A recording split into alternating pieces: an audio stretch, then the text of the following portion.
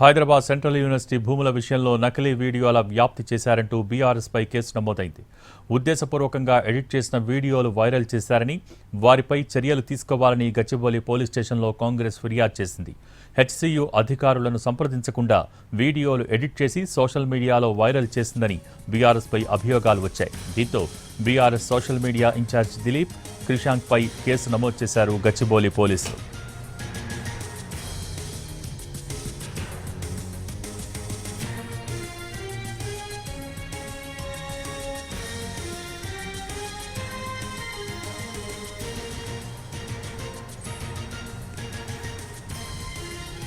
Hyderabad central university భూముల విషయంలో నకిలీ వీడియోల వ్యాప్తి చేశారంటూ బీఆర్ఎస్పై కేసు నమోదైంది.